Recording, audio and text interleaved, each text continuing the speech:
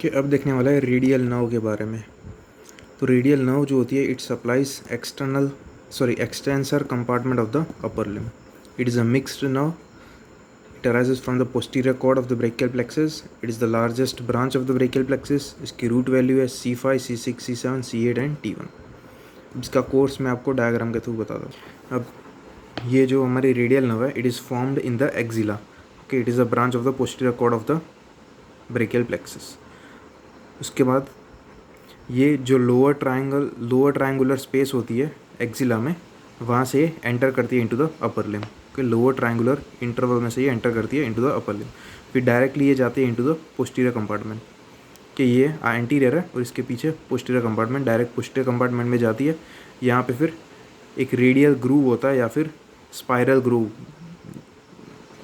होता है on the humerus, shaft of the humerus. तो वहाँ पे प्रेजेंट होती है ये रेडियल नर्व। कि radial nerve in radial groove. तो देख सकते हो ये पोस्टीरियरली प्रेजेंट है रेडियल ग्रूव में रेडियल नर्व। के posterior compartment of the arm में है। फिर नीचे नीचे आती है।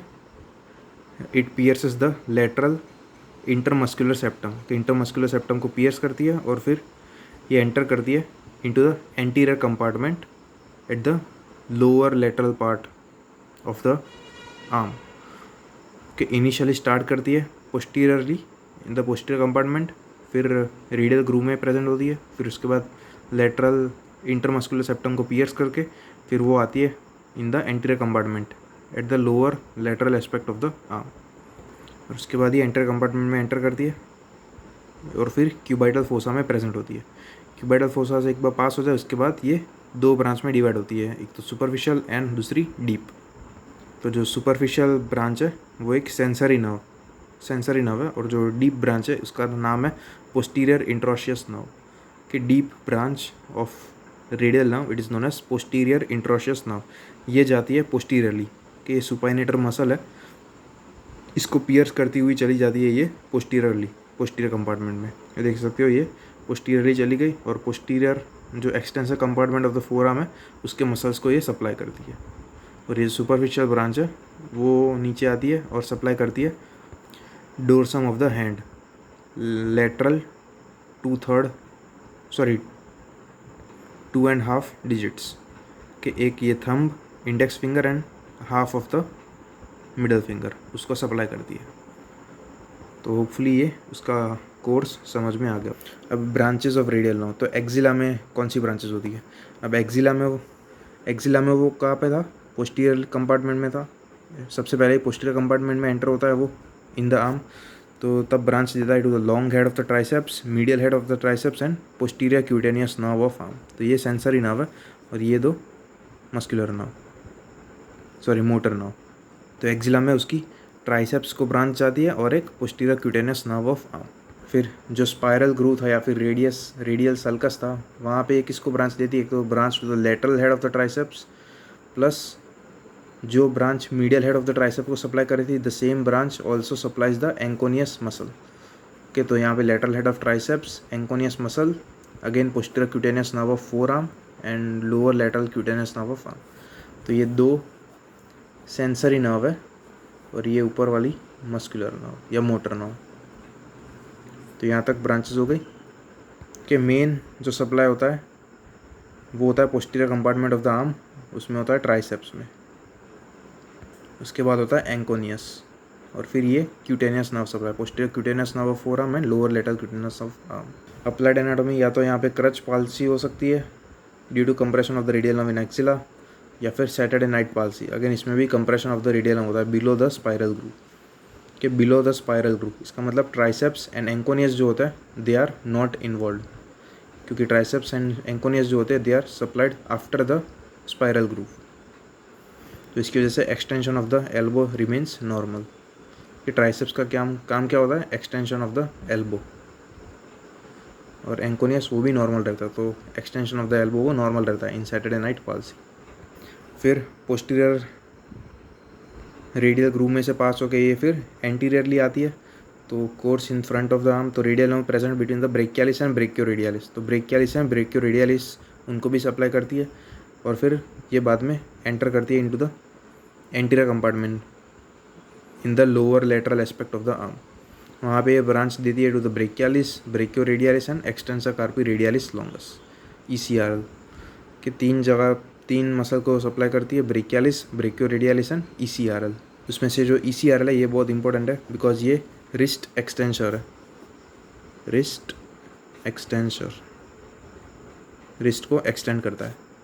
और ये जो ब्रेकियालिस मसल है ये एक हाइब्रिड मसल है क्योंकि it has dual nerve supply. तो एक तो हो गया ये रेडियल नर्व और दूसरा होता है मस्कुलोक्यूटेनियस नर्व। कि brachialis is a hybrid muscle supplied by 2 nerves, musculocutaneous nerve and radial nerve. Brachialis जो होता है it is a elbow flexor. कि ब्रेकियालिस एक एंटीरियर कंपार्टमेंट मसल है, मतलब फ्लेक्सर मसल है। सो रेडियल नर्व एक ही फ्लेक्सर मसल को सप्लाई करती है, वो है brachialis. Brachioradialis it is a weak elbow flexor, लेकिन brachialis is a pure elbow flexor. तो ये याद रखना है, ब्रेकियालिस, फिर brachioradialis and ECRL which is a wrist extensor. फिर below the elbow joint radial nerve divides into 2 branches, superficial and deep branch which is known as posterior interosseous nerve. Superficial branch is a sensory branch, posterior interosseous branch is the motor branch. Deep branch जो होती है वो piers करती है सुपाइनेटर muscle को और फिर enter करती है into the posterior compartment of forearm. तो posterior interosseous nerve pure motor nerve है, pierces the supinator muscle and reaches the posterior compartment of the forearm where it supplies all the muscles in the posterior compartment of forearm. कि posterior interosseous nerve जो होती है वो सारे muscles को supply करती है in the posterior compartment of forearm except anconeus, brachioradialis and ECRL। ये सप्लाई, इनको कौन सप्लाई करते हैं? रेडियल नर्व, जो हमने आगे देखा। ECRL, brachioradialis and anconeus they are supplied by radial nerve. बाकी सारे मसल को सप्लाई करती है ये पोस्टीरियर इंट्रोशियस नर्व। अब अगर रेडियल नर्व इंजरी हुई और वो लो रेडियल नर्व इंजरी है, लो रेडियल नर्व इंजरी मतलब below the elbow joint before dividing into superficial and deep branch. तो ये रेडियल नर्व डिवाइड हो रही है, ये डिवाइड होने से पहले ही अगर यहाँ पे इंजरी हुई है तो इसके ऊपर वाले जितने भी मसल्स हैं वो तो बच जाएंगे क्योंकि उनको तो प्रॉपर्ली नर्व सप्लाई मिल जाएगा। इसके नीचे वाले जो नर्व सप्लाई मतलब मसल्स है वो अफेक्ट होंगे। ऊपर वाले मसल्स है like triceps, anconeus, brachialis, brachioradialis, ECRL, ये सारे मसल्स बच जाएंगे। तो इसकी वजह से, और ECRL क्या है? रिस्ट एक्सटेंसर है। तो अगर लो रेडियल नर्व इंजरी हुई below the elbow joint before dividing into superficial and deep branches, तो लो रेडियल नर्व इंजरी में ECRL वो स्पेयर हो जाता है। इसकी वजह से रिस्ट एक्सटेंशन वो नॉर्मल रहता है, तो रिस्ट ड्रॉप नहीं होता। तो there is no wrist drop in low radial nerve palsy due to unaffected ECRL which maintains wrist extension. इसके नीचे वाले मसल्स वो लॉस हो जाएंगे, उनकी एक्टिविटी लॉस हो जाएगी, तो एक्सटेंशन ऑफ द मेटाकार्पोफेरिंजियन जॉइंट वो लॉस हो जाएगा विद सम सेंसरी लॉस। तो ये याद रखना है, ECRL it is a wrist extensor. अगर injury, radial nerve injury proximal to the ECRL है, ओके, प्रॉक्सिमल, ओके, सपोज ये ECRL है, अगर इंजरी प्रॉक्सिमल टू ECRL है मतलब ECRL वो अफेक्ट होगा, तो इस प्रॉक्सिमल टू ECRL है तो फिर रिस्ट ड्रॉप होगा। अगर डिस्टल टू ECRL है तो फिर रिस्ट ड्रॉप नहीं होगा। फुली क्लियर हो गया होगा। तो injury proximal to ECRL wrist drop होगा, distal to ECRL wrist drop नहीं होगा। तो ये याद रखना है, extensor carpi radialis longus. Muscles supplied by the posterior interosseous nerve, तो सारे muscles of the extensor compartment of the forearm. तो सुपरफिशियल मसल्स, ये सारे सुपरफिशियल मसल्स है, ये पढ़ सकते हो, brachioradialis, ECRL which is extensor carpi radialis longus, ECR brevis, anconeus, extensor carpi अल्नारिस, it is also wrist extensor, extensor digitorum, extensor minimi. फिर ये मसल्स का ओरिजिन है, तो ब्रेकियोरेडियालिस एंड ECRL उनका ओरिजिन होता है lateral supracondylar ridge, lateral supracondylar ridge में से ओरिजिनेट करता है ब्रेकियोरेडियालिस एंड ECRL।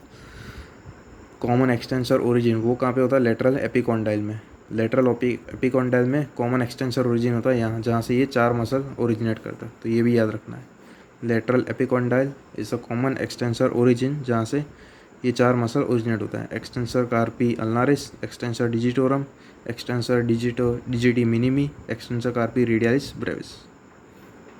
तो ये याद रखना है कि ED और EDM ये हो गया याद, ED एंड EDM। फिर ECU, फिर ECRB, U का उल्टा कर देना है RB। तो इस तरीके से याद रख सकते हो, ED, EDM, ECU and ECRB। ECRL जो है वो ओरिजिनेट कर रहा था फ्रॉम लेटरल सुप्राकॉन्डाइलर रिज। तो इस तरीके से आप याद कर सकते हो। तो वो सुपरफिशियल मसल्स थे। अब ये डीप ग्रुप मसल्स, तो ये सारे डीप ग्रुप के मसल्स हैं। Abductor pollicis longus, extensor pollicis longus, extensor pollicis brevis, extensor indicis and supinator. तो जितने भी पोलेसिस, लॉन्गस, ब्रेविस, एक्सटेंसर्स, वो सारे आते हैं इन द डीप ग्रुप। तो इन शॉर्ट ये सारे muscles they are supplied by posterior interosseous nerve. अगर PIN इंजरी देखते हैं तो ड्यूरिंग मोंटेजिया फ्रैक्चर उसमें होता क्या है, प्रॉक्सिमल अल्नर फ्रैक्चर होता है प्लस रेडियल हेड डिसलोकेशन। कि ये मोंटेगिया फ्रैक्चर है जिसमें प्रॉक्सिमल अल्नर फ्रैक्चर होता है प्लस रेडियल हेड डिसलोकेशन। इसमें PIN इंजरी होती है।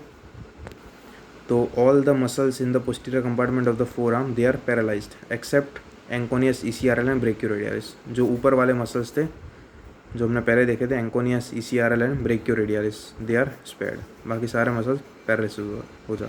फिर extension of the elbow is normal क्योंकि ट्राइसेप्ट वो अफेक्ट नहीं हो रहा था, plus extension of the wrist is also normal because ECRL वो भी अफेक्ट नहीं हो रहा था। तो ये याद रखना है मोंटेजिया फ्रैक्चर। सिम्टम्स में सिर्फ loss of extension of the metacarpophalangeal joint होता है विच इज़ फिंगर ड्रॉप। कि रिस्ट ड्रॉप नहीं होता, लॉस ऑफ एल्बो एक्सटेंशन नहीं होता, ओनली फिंगर ड्रॉप होता है क्योंकि ये लो रेडियल नर्व इंजरी होती है इसमें। मतलब PIN तो ऑब्वियसली लो रेडियल नर्व इंजरी होती है। तो ये था deep branch which is posterior interosseous nerve. एक अप्लाइड एनाटोमी में मोंटेजिया फ्रैक्चर याद रखना। फिर सुपरफिशियल ब्रांच वो सप्लाई करती है lateral 2 half of the digits. कोई बुक में 3 हाफ डिजिट लिखा है लेकिन mostly lateral 2 half of the digit, thumb, index finger and half of the middle finger. उसके बाद देखते हैं डोर्सल डिजिटल एक्सपांशन। ये डोर्सल डिजिटल एक्सपांशन होता क्या, it is a small triangular aponeurosis covering the dorsum of the Fehling's. तो ये हमारी डोर्सम ऑफ द फेलिंग्स है, ये हमारी फेलिंग्स है। तो इसकी डोर्सम ऑफ द फेलिंग्स को एक ट्रायंगुलर एपोन्यूरोसिस कवर करके रखता है जिसे हम कहते हैं डोर्सल डिजिटल एक्सपांशन। इनका काम क्या होता है, जो एक्सटेंसर टेंडेंस होता है यहाँ पे, तो ये dorsal digital expansion helps the extensor tendons to reach to the distal phalanges. कि dorsal digital expansion is an arrangement by which the extensor tendons reach the distal phalanges. अब ये जो डोर्सल डिजिटल एक्सपांशन ये start कहाँ से होता है, from the base of the metacarpal bones. कि ये हमारा मेटाकार्पल बोन्स है और ये फिर फेलिंग्स है।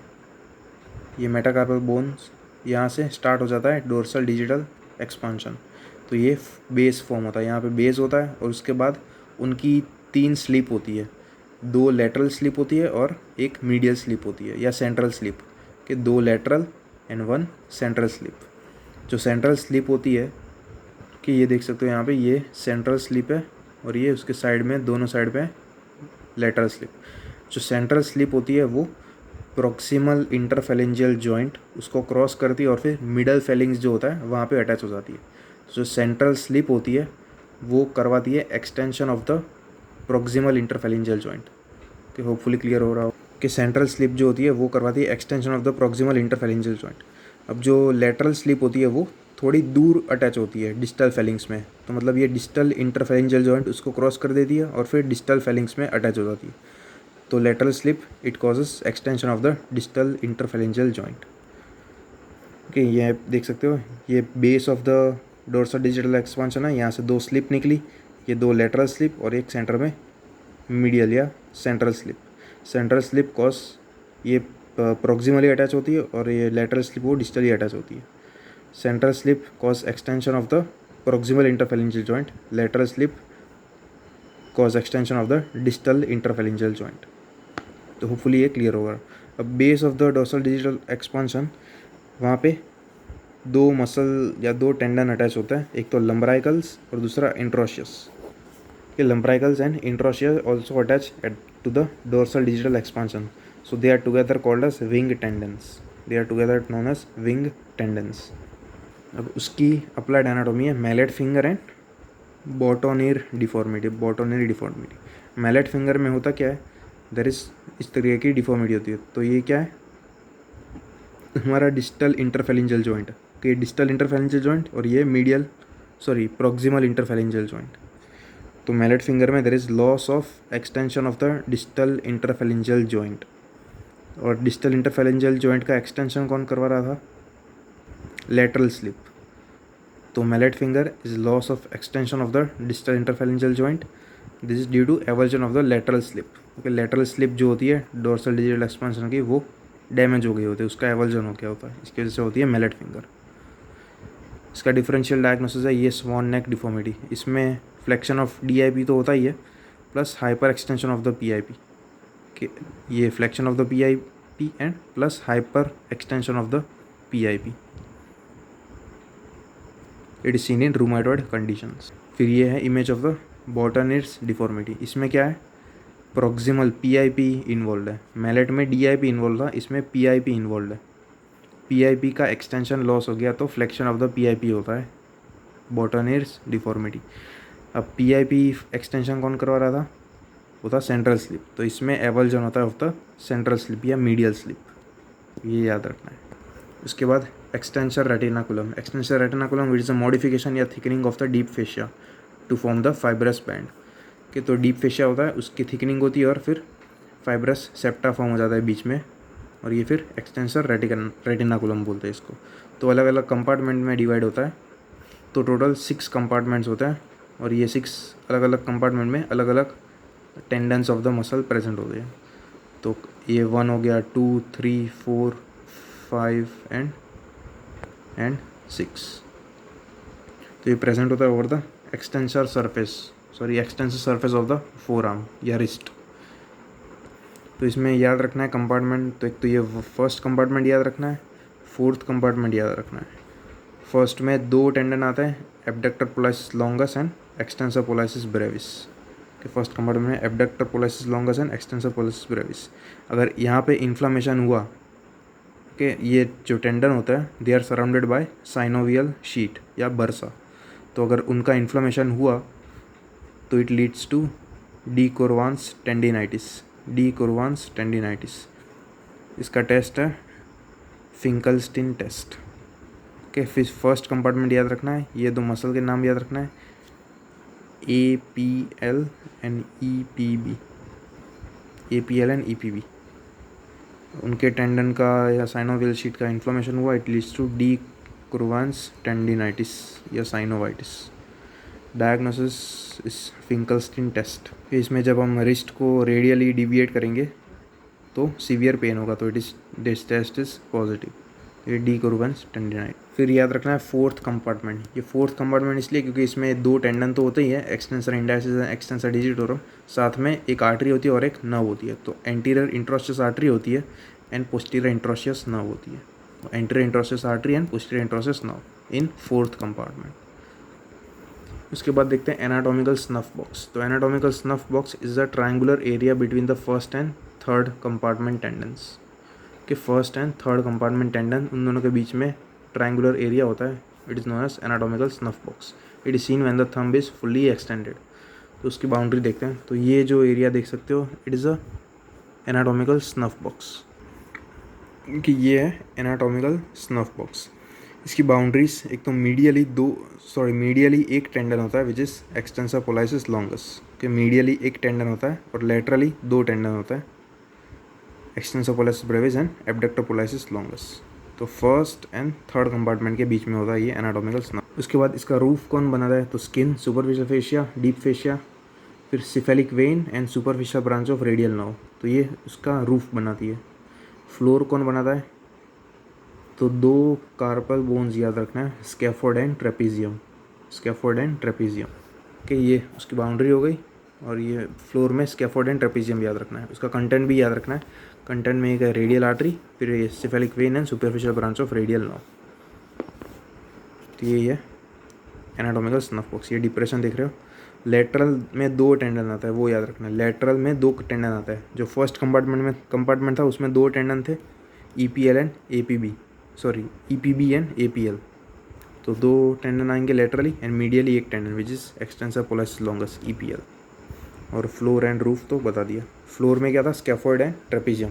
तो जो स्कैफोल्ड फ्रैक्चर है, it is the most commonly fractured carpal bone, scaphoid fracture is the most commonly fractured carpal bone. तो in case of scaphoid fracture patient presents with pain in the anatomical snuff box।